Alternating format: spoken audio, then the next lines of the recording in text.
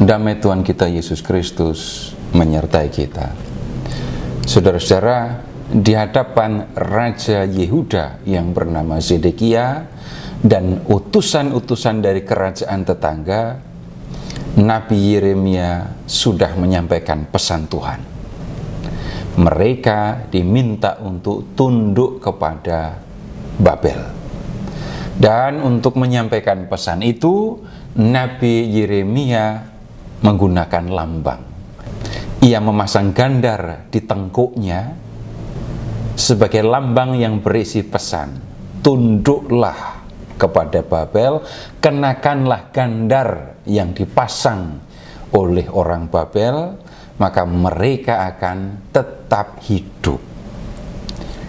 Tetapi yang kemudian terjadi, muncul seorang nabi lain. Dan nabi itu bernama Hananya. Ia tidak sepakat dengan apa yang disampaikan oleh Nabi Yeremia. Nabi Hananya kemudian mengambil kuk atau gandar yang ada di tengkuk Nabi Yeremia yang dibuat dari kayu ya, dan kemudian mematahkannya. Apa yang dilakukan oleh Nabi Hananya itu kemudian dia jelaskan. Dia berkata begini, beginilah firman Tuhan semesta alam, Allah Israel. Aku telah mematahkan kuk Raja Babel.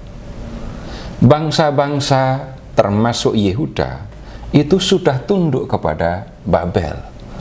Pendahulu Zedekia yang bernama Yoyakin itu sudah menyerah, takluk kepada Babel, lalu dia bersama orang-orang Yehuda yang lain sudah diangkut ke pembuangan. Mereka tetap hidup di tanah pembuangan, tidak ada yang mati. Nah, kemudian Nabi Hananya menjelaskan arti ucapannya, Tuhan telah mematahkan kuk Raja Babel. Maksudnya, pembuangan yang dialami oleh Yekonia akan berakhir. Tuhan akan membawa Yekonia, pendahulu Zedekia tadi, dan orang-orang yang sudah dibuang ke Babel pulang ke Yehuda. Nah, tentu saja orang-orang senang mendengarkan ucapan dari Nabi Hananya.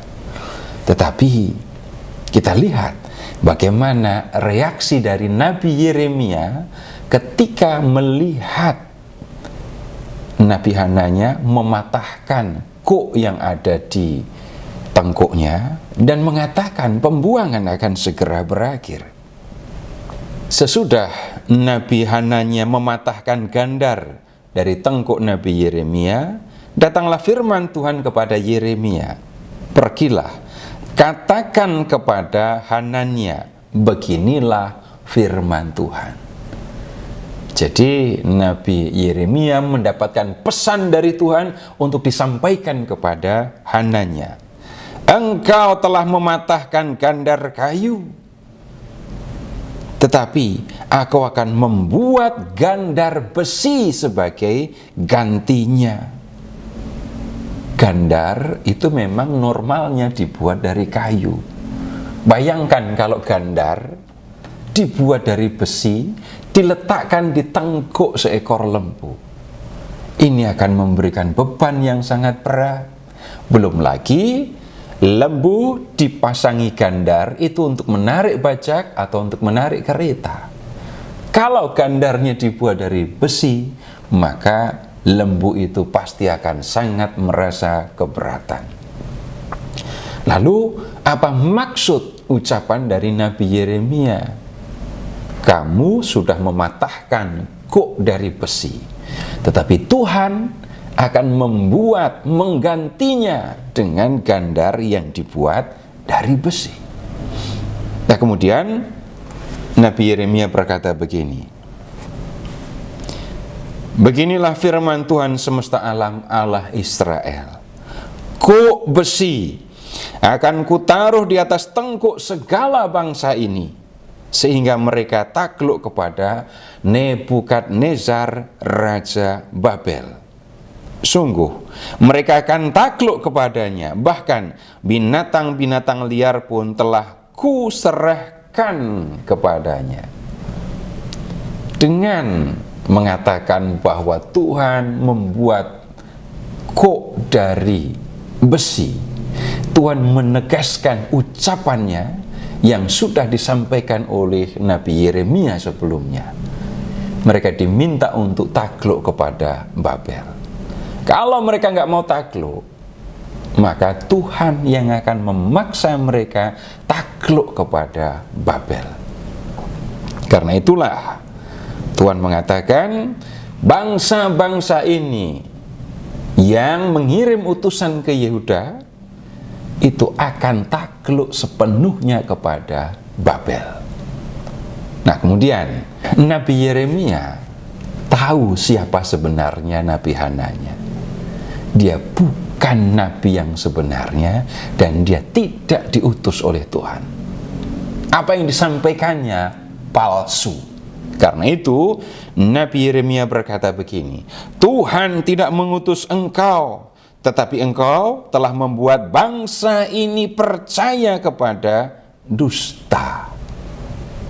Yeremia tahu apa yang dikatakan oleh Nabi Hananya itu hanya untuk menyenangkan para raja, supaya para raja pun senang kepada Nabi Hananya. Tetapi seorang nabi adalah seorang yang diutus oleh Tuhan untuk menyampaikan apa yang dikehendaki oleh Tuhan. Senang atau tidak yang mendengarkannya itu bukan masalah bagi nabi. Yang menjadi tugasnya adalah menyampaikan pesan Tuhan. Nah, karena Nabi Hananya sudah berlaku jahat, bertindak sebagai nabi palsu, mengatakan sesuatu atas nama Tuhan padahal Tuhan tidak menyuruhnya, maka Tuhan punya pesan khusus untuk Nabi Hananya. Aku mengusir engkau dari muka bumi. Tahun ini juga engkau akan mati, sebab engkau telah memberitakan pemberontakan terhadap Tuhan. Ini kejahatan yang sangat serius. Kenapa? Seorang yang disebut sebagai nabi mengaku bicara, menyampaikan firman Tuhan, padahal Tuhan tidak berbicara kepadanya. Nah, karena kesalahan Nabi Hananya itu, dia menerima hukuman mati. Tahun itu juga Nabi Hananya mati. Saudara-saudara, kita dapat belajar dari pertikaian antara Nabi Yeremia dengan Nabi Hananya, antara nabi yang sejati dengan nabi yang palsu. Nabi yang palsu hanya ingin membuat orang yang mendengarnya senang. Dia tidak peduli apa yang sebenarnya dikehendaki oleh Allah. Sedangkan nabi yang sejati tidak peduli orang yang mendengarkannya senang atau tidak. Yang menjadi penting baginya adalah ia menyampaikan firman Tuhan apa adanya. Apa yang Tuhan perintahkan, apa yang difirmankan Tuhan, itu yang disampaikan kepada orang yang dituju oleh Tuhan. Dengan memperhatikan kisah dua nabi ini juga, saudara-saudara, kita belajar memperhatikan apa yang sebenarnya dikehendaki Tuhan dan apa yang tidak dikehendaki oleh Tuhan. Dengan cara seperti itu, setelah saya mengetahui apa yang dikehendaki oleh Tuhan, saya pun akan bisa melakukan apa yang dikehendakinya. Sehingga apa yang kita lakukan itu berkenan kepada Tuhan. Semoga firman yang kita dengarkan ini menolong kita untuk hidup sesuai dengan yang dikehendaki oleh Tuhan.